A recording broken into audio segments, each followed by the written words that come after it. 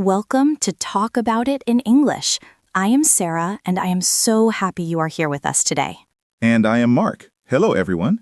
We are here to help you speak English naturally, not just learn grammar rules from a textbook. We want to help you communicate about your real life. Exactly. And today, Mark, we are going to talk about the most dangerous question in the English language. It is a question that seems very simple, but it ruins conversations every single day.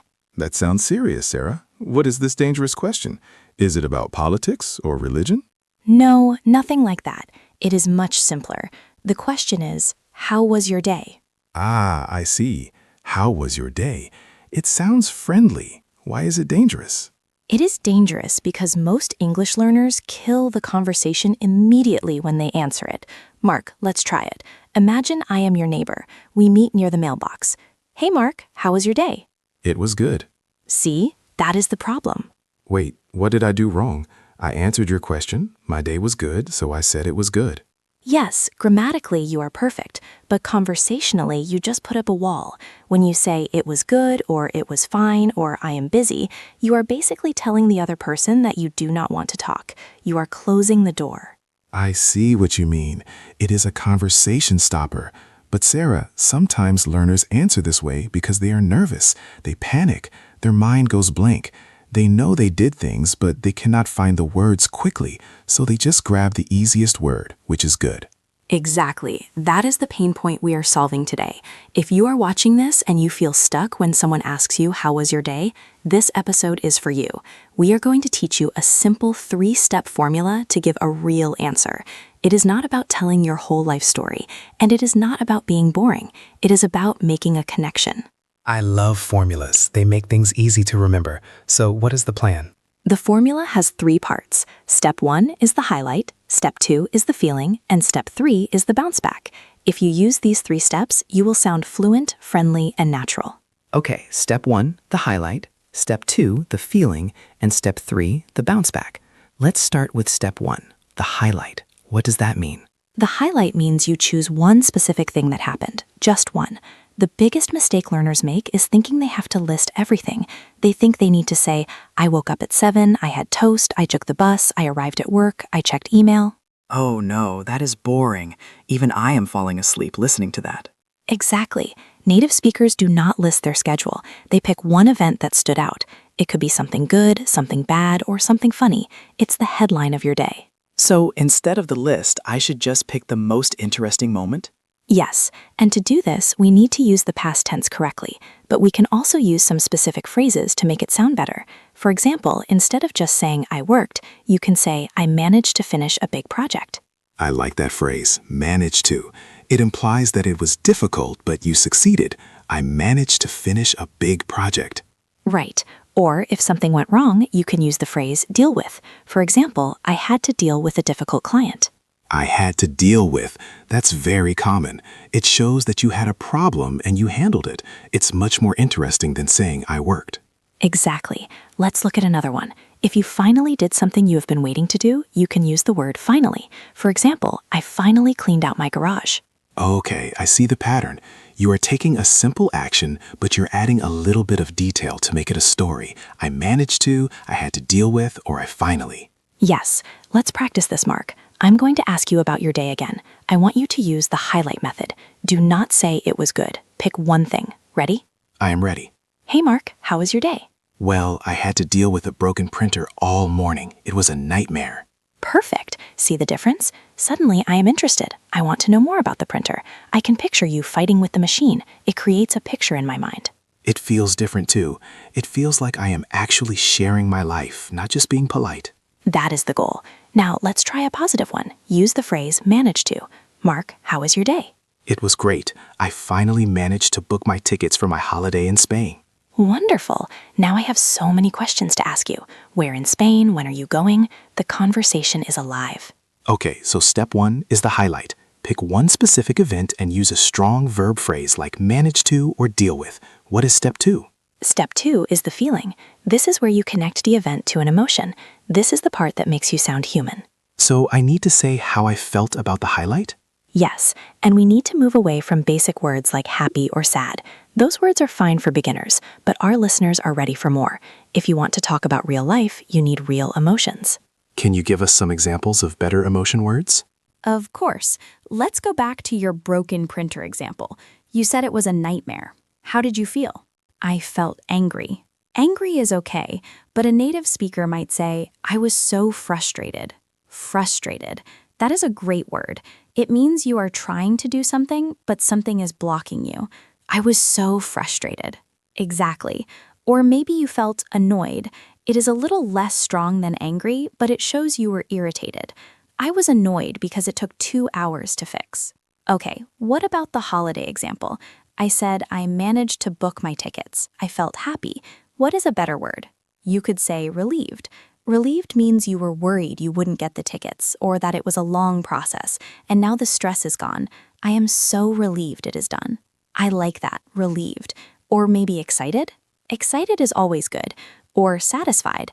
I feel really satisfied because I got a good price. So the structure for step 2 is just adding an adjective to describe the highlight.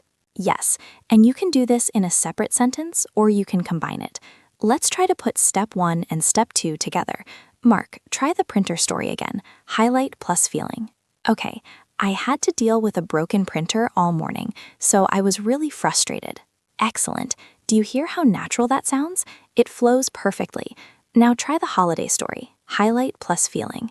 I finally managed to book my tickets for Spain. I am so relieved to have it sorted out. Perfect. You are already speaking better English than 90% of learners who just say it was good. I can feel the difference. It gives the listener something to hold on to. But Sarah, what if nothing special happened? What if my day was actually just boring? That is a great question. Sometimes we really do just have a normal day, but you can still use the formula. Your highlight can be the fact that it was quiet. How would I say that? You could say, it was actually a pretty calm day. I managed to leave work on time for once, so I'm feeling pretty relaxed. Ah, I see. So the highlight is leaving on time and the feeling is relaxed. Exactly. Or it was a long day. I dealt with emails for 8 hours straight, so I am completely exhausted. Exhausted. That means very, very tired. That is a very useful word for our listeners who work hard. I am exhausted. Yes, wiped out is another casual way to say that. I'm totally wiped out. Okay, so we have step 1, the highlight. Step 2, the feeling. Is that the end of the answer? It could be, but if you stop there, you might still feel a little awkward silence. You have told your story, but you haven't invited the other person into the conversation. That is why we need step 3, the bounce back. The bounce back, like a ball? Exactly. Conversation is like a game of tennis. If I hit the ball to you and you catch it and put it in your pocket, the game is over.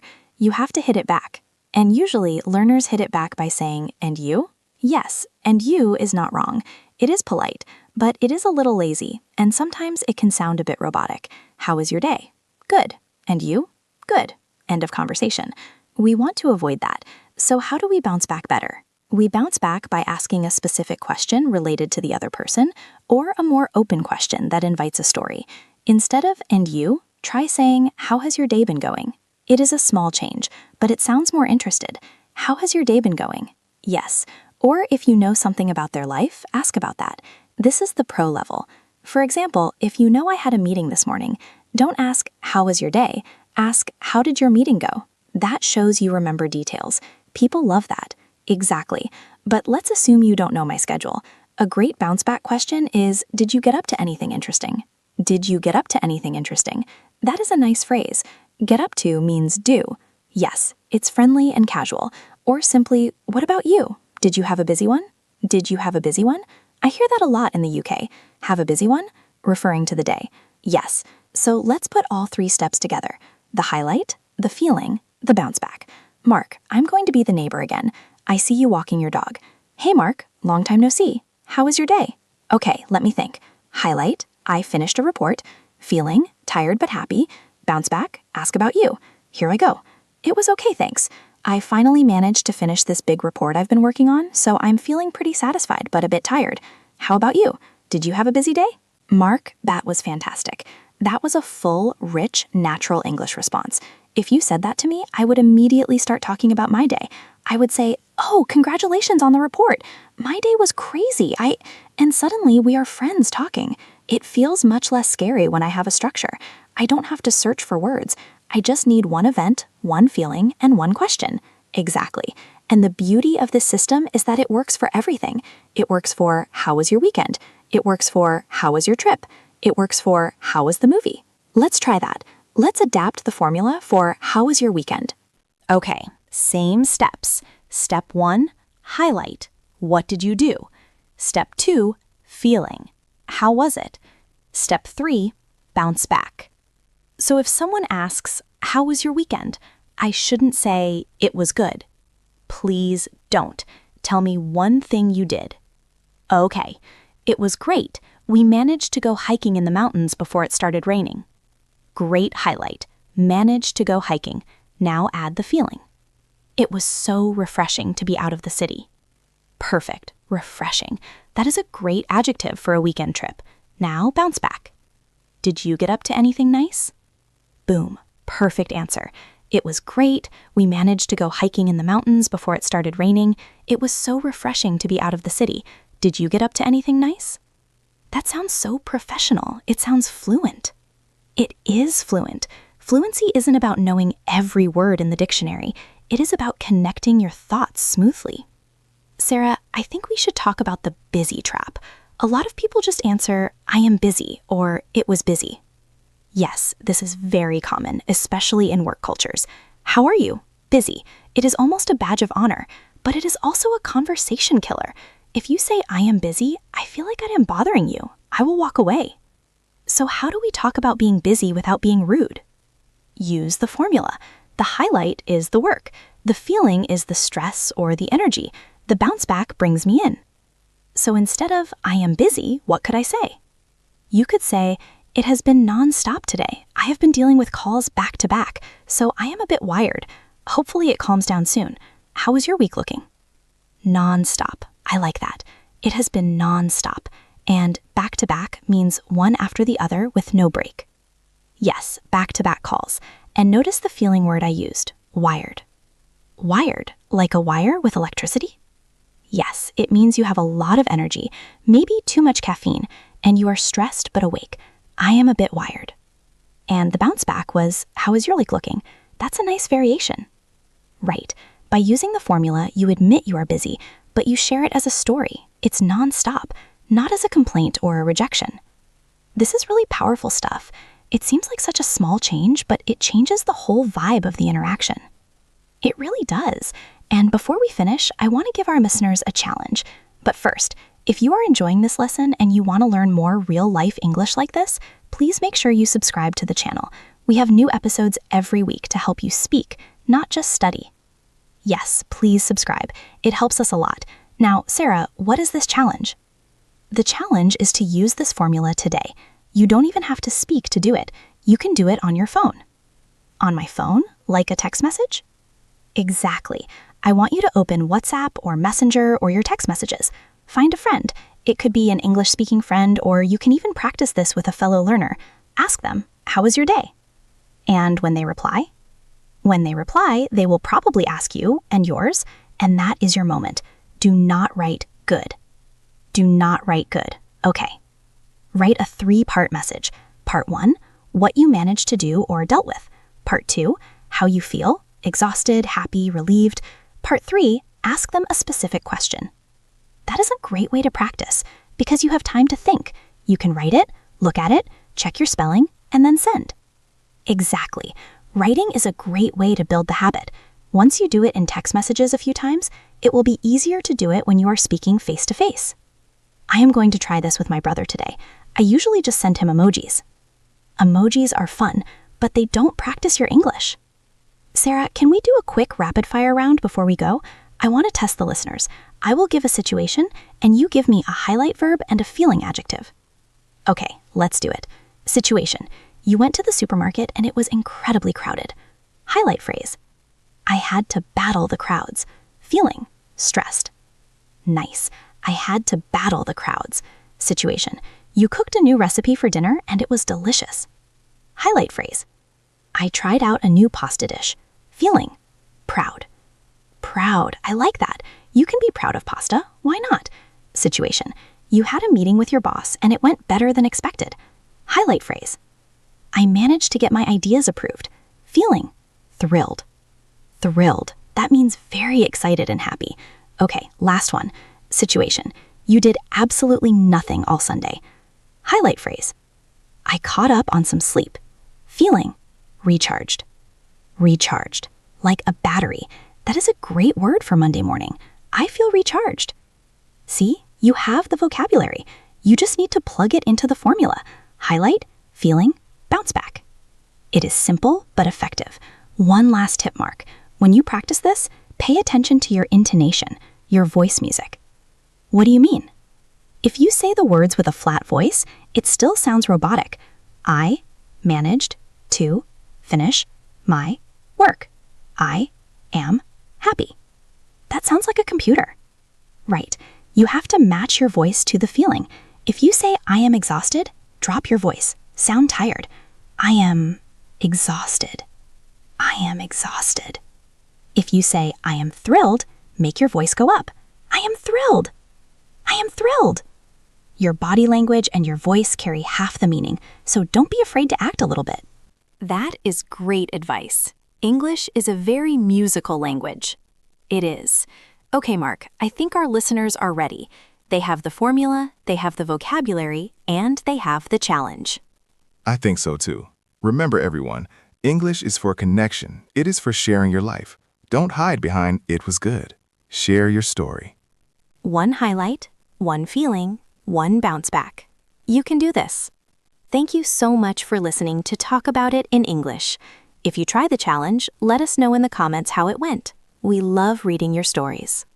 Yes, tell us about your day in the comments. Use the formula. We will see you in the next episode. Have a great day, everyone. And a conversation-filled day. Bye. Bye. The highlight is the headline of your day. Imagine your day is a newspaper. You don't read every single word on the front page. You read the big headline. Man bites dog. Stock market crashes. Local team wins game. So I need to find the headline of my day. Yes, you need to pick one specific event that stands out. It doesn't have to be amazing. It just has to be specific. This is where I see people making the list mistake. Oh, the list mistake. Please demonstrate that for us, Mark. Okay, here is my impression of a student making the list mistake. Hello, Mark. How was your day? Well, I woke up at 7. I brushed my teeth. I ate cereal. I drank coffee. I took the bus. The bus was late. I arrived at work. I checked my emails. Stop. Stop. I am already bored, Mark. I am sorry. I was bored saying it, but that is what we think we have to do. We think, how was your day asks for a chronological report. It does not. It asks for a story. To find your highlight, ask yourself, what is the one thing I will remember about today in a week? Maybe you had a great lunch. Maybe you finished a hard task. Maybe you lost your keys. That is your highlight. Okay, so I pick one thing, but how do I say it naturally? I think a lot of learners struggle with the verbs here. They get stuck between I go and I went and I have gone. That is a very important point. When you talk about your day, you are usually talking about finished time, so you need the past simple. I went, I saw, I ate. But to sound more like a B1 or B2 speaker, we want to upgrade your verbs. Let's upgrade. Give me a better way to say I did some work. If the work was difficult, use the phrase managed to. I managed to finish the report. Managed to. That is strong. It implies effort. It implies success. I managed to catch the early train. Exactly. It tells a mini story of struggle and victory in just 2 words. Another great phrase is ended up. Ended up. We use this when plans changed, right? Yes. I planned to go to the gym, but I ended up staying late at the office. That is a very common story. I ended up eating pizza for dinner. Right. This phrase, ended up, adds a twist to your story. It makes it interesting. A third great phrase for your highlight is spent time. Spent time. Instead of saying, I studied English for 2 hours, say, I spent the whole morning studying English. I spent the whole morning. It emphasizes the duration. It paints a picture of how you used your time. Exactly. So step 1 is to pick one event and use a descriptive verb phrase like managed to, ended up, or spent time. Mark, give me a highlight from your real day today. Okay, let me think. I didn't do much. Oh, I know. I went to the post office. Okay, I went to the post office is correct, but make it a highlight. Did anything happen? It was very crowded. I had to wait for 20 minutes. Okay, so use ended up. I went to the post office just to buy stamps, but I ended up waiting in line for 20 minutes. Perfect. I ended up waiting in line. That is a story. Now I feel sympathy for you. If you just said I went to the post office, I would say, okay, but I ended up waiting makes me want to listen. I see the difference. It adds color. Exactly. Now, once you have your highlight, you are ready for step 2, the feeling. The feeling. This is where we talk about emotions. Yes, and this is where we need to be careful with our vocabulary. A lot of learners know the word busy, but busy is a wall. It doesn't tell me how you feel about being busy. So we need better adjectives. We need what I call Tier 2 adjectives. Tier 1 is good, bad, happy, sad. Tier 2 is specific. Let's brainstorm some. What if my day was busy and stressful? Instead of busy, try hectic. Hectic. Hectic. That sounds like chaos. It is. It was a hectic day. Or I feel drained. Drained. Like the water leaving a sink. You have no energy left. I feel drained. Yes. What if your day was busy but in a good way? You got a lot done. Then you are productive. Productive. It was a very productive day. That feels positive. What if nothing happened? What if it was just boring? Don't say boring. Boring sounds negative about your life. Say uneventful or chill. Chill. That is very slang, very casual. It was a pretty chill day. Yes. Or it was nice and quiet. That turns a boring day into a peaceful day. Nice and quiet. I like that.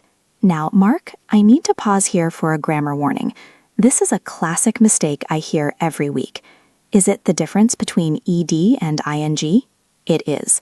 Listeners, please pay attention. If you are talking about your feeling, you usually use the ed ending. I am bored, I am tired, I am frustrated. And if you are talking about the thing or the day that caused the feeling, you use the ing ending. Exactly. The day was tiring. I am tired. The movie was boring. I was bored. The news was shocking. I was shocked. If you say I am boring, you are telling me that you are not an interesting person. Exactly. Please don't say I am boring unless you really mean it. Say I am bored. So, step 2 is to connect your highlight to a specific feeling adjective. I ended up waiting in line for 20 minutes, so I was pretty annoyed. Annoyed. Perfect. Or I managed to fix the leak in my roof, so I feel really relieved. Relieved. That is a beautiful connection.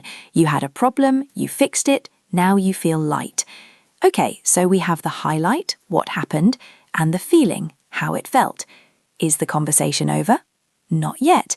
If you stop now, you have given a great speech, but you haven't started a conversation.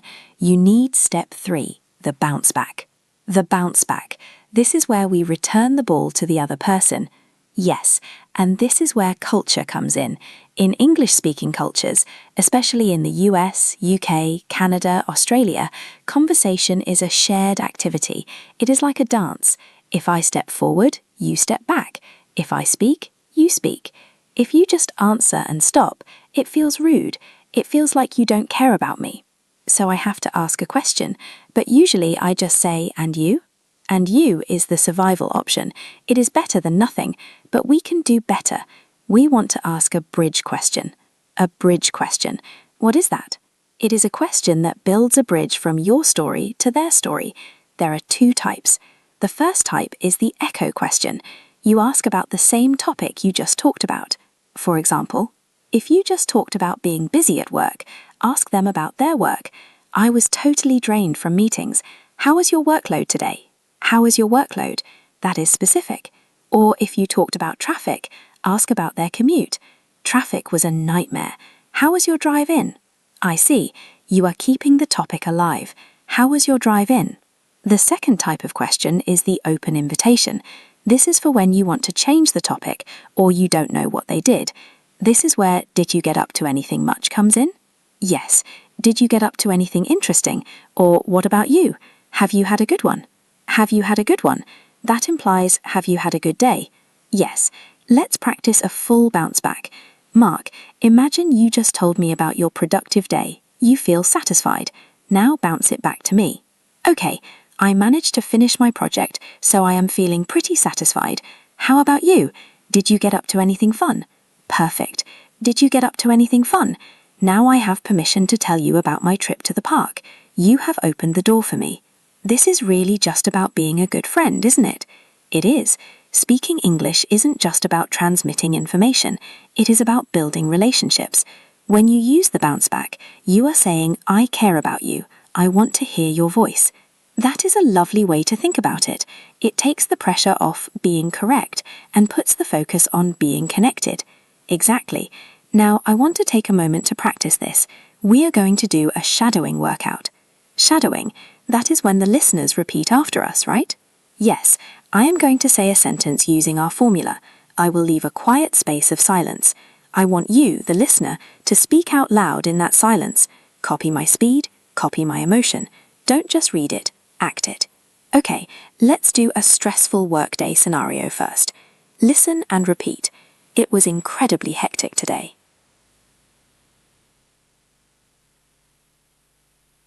I was dealing with problems all morning. That is perfect. You are polite, you answered, but you kept moving. Sarah, this has been a really deep dive. We started with good, and now we have managed to, hectic, recharged, and bounce backs. We have covered a lot, but the most important thing is to start small. You don't have to use a complex verb every time. Just try to move from one word to one sentence. Instead of good, say, it was good, I went for a walk. Instead of fine, say, it was fine, just a bit tired. Small steps. Exactly. And remember our challenge from the beginning of the episode, the text message challenge. Yes, today, right now, open your phone, text a friend, ask, how was your day?